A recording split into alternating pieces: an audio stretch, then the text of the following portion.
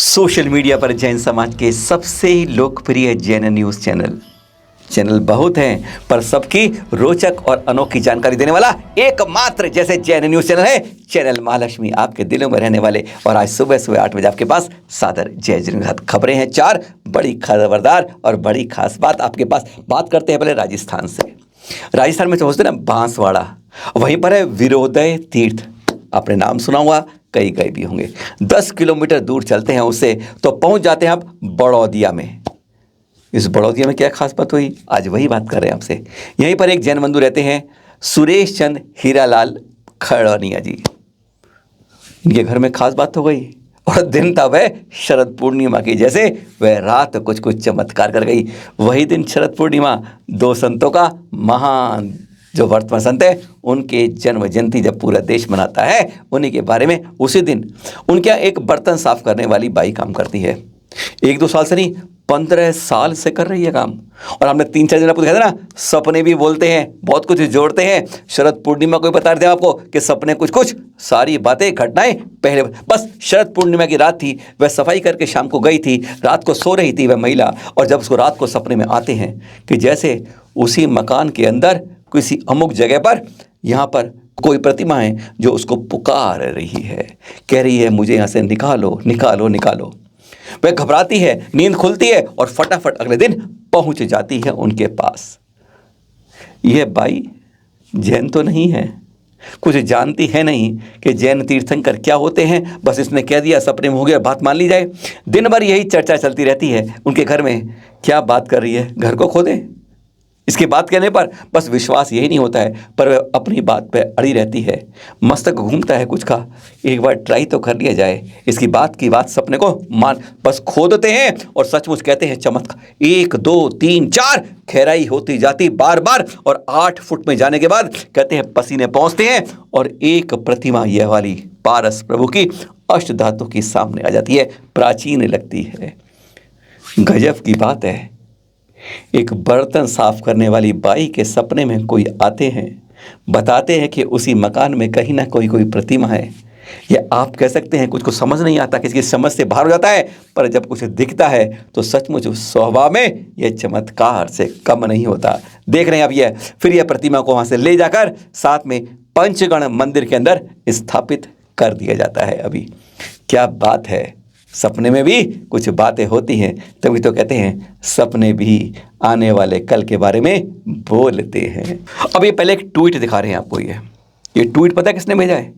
ये है आंध्र प्रदेश में भारतीय जनता पार्टी के प्रदेश अध्यक्ष बंदी संजय जी ने।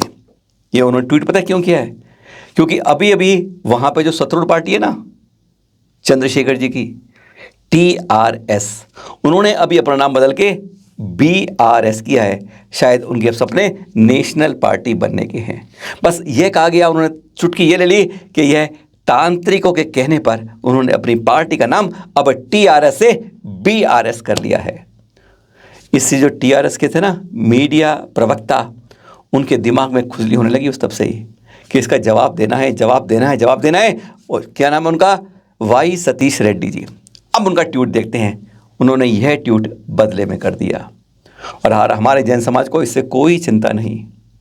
11 अक्टूबर की घटना है, आज तक जैन समाज बिल्कुल, हमारी समिति में कोई किसी को परवाह नहीं कि कोई भी आके हमारे जैन संतों पर, साधुओं पर कुछ भी कह दे, कुछ भी टिप्पणी कर दे, जहां मर्जी घसीट ले। चाहे हिजाब की बात करते हो, चाहे इस प्रति राजनीति की बात करते हो, हम कोई चिंता नहीं करते हैं। अरे तुम्हें जो करना है करो, हमारे कानों पर जूं नहीं रेंगती है।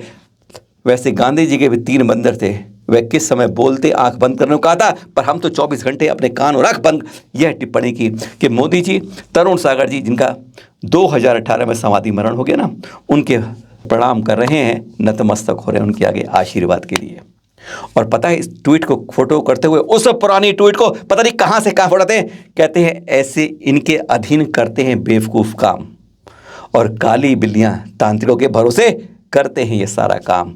उन्हीं की सारी बात, यानी क्या कहा जा रहा है, किसके लिए कहा जा रहा है, कब कहा जा रहा है, और जैन साधु को बदनाम कोई मतलब नहीं है इसे जैन साधु का। लेकिन क्या है तांत्रिक काली बिल्लियां, क्या कोई तांत्रिक विद्या सीख रहे हैं वहां पर उनसे? तरुण सागर कुछ कहने का मतलब आशय यही था कि ये ऐसे ही करते हैं।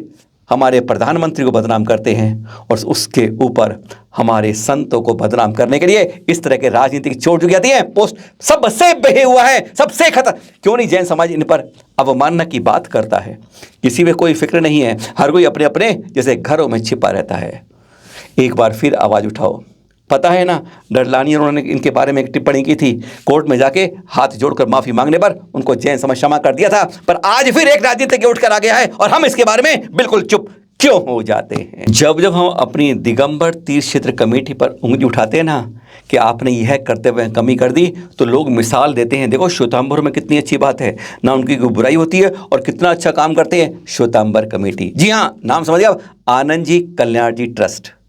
यह पेड़ी जो है, वैसे बता दें, यह वही पेड़ी है जिन्होंने हमारा एका होते होते में बीच में टांग खींच ली उस कुर्सी की, जो 4 टांग की कुर्सी थी उसकी एक टांग तोड़कर उसे 3 टांग की कुर्सी बना दिया। आचार्य श्री प्रसन्न सागर जी ने श्वेतांबर प्रतिपूजक से रामपुरिया जी को मिलाया था, इधर से पहाड़िया जी आए थे तीसरे कमेटी से, दोनों को मिलकर में तय करवा दिया कि ये सब कोर्ट के वाद विवाद हटाओगे, आपस में मिल बैठकर इस विवाद को निपटाओगे। निपट भी गया, बात भी हो गई, हाथ भी मिल गए, बात भी जुड़ गई, लेकिन आनंद जी कल्याण जी को पसंद नहीं आया और उन्होंने कहा मेरे बगैर, मेरी मौजूदगी के केस तो मैं लड़ रहा हूं और मेरे वहां पर रामपुरी क्यों कर रहे हैं? बस टांग खींच दी, सब कुछ बना बनाया बिगाड़ दिया। अब उन्हीं के खिलाफ उन्हीं के घरों में आवाज उठनी, क्योंकि रनकपुर का केस है कि रनकपुर हमारे जैन समाज से श्वेतांबर बंधु से छीन लिया गया। कमी कहाँ रही? सारी उंगलियां आनंद जी कलेट। और अब ये देखें, शंखेश्वर तीर्थ के ऊपर उनके खिलाफ आंदोलन तेज हो गया है। शरद पूर्णिमा के दिन की तो बात है, 50 कार्यकर्ता उनके विरोध में फॉर्म भरवा रहे थे, अनेक तरह से संगठन थे कि इस ट्रस्ट पर इनके विरोध में अब जो समाज में उठी आवाज़, सचमुच हर कमेटी जब अपना कर्तव्य नहीं निभाती है तो समाज उसके सामने उठ खड़ा हो ही जाता है। और 4 युवा फिर बढ़ चले इस गृहस्थ के मार्ग को छोड़ के दीक्षा के लिए। 6 नवंबर को होनी है रायपुर में दीक्षा, आचार्य श्री विशुद्ध सागर जी के द्वारा। चारों की भी गोद बनाई हुई दिल्ली के अंदर चित्र देख रहे हैं। आचार्य श्री शुद्ध सागर जी से आशीर्वाद देने आए थे, ऋषभ विहार की बात कर रहे हैं। और सारे ही बाल ब्रह्मचारी उच्च शिक्षित हैं, गजब की बात है। इनमें निखिल भैया जी सीए हैं, सौरभ भैया जी जो हैं वो एमबी हैं, और साथ में विशाल भैया जी और राजेश भैया जी में सारे उच्च हायर एजुकेशन लेके। तब देख लीजिए ये सारी लौकिक शिक्षाएं धरी की धरी रह जाती हैं, क्योंकि अगर इस जीवन को श्रृंगारित करना है, सही जगह पहुंचना है, कर्मों का नाश करना है, तो इस लौकिक को छोड़ के अलौकिक मार्ग पर बढ़ना है, तो यह सब यूं ही रह जाता है और उस ज्ञान की ओर बढ़ जाते हैं इन चारों की तरह। धन्य हैं ये जो बाल ब्रह्मचारी भैया अब सही मार्ग पर, एक नए रास्ते पर, मोक्ष की ओर बढ़ चले हैं और सानिध्य मिलेगा ने आचार्य श्री विशुद्ध सागर जी का। आज यही इतना ही, पर ध्यान रहे बहुत कुछ है बाकी। अरे शिरपुर से निकलेगी अगली झांकी।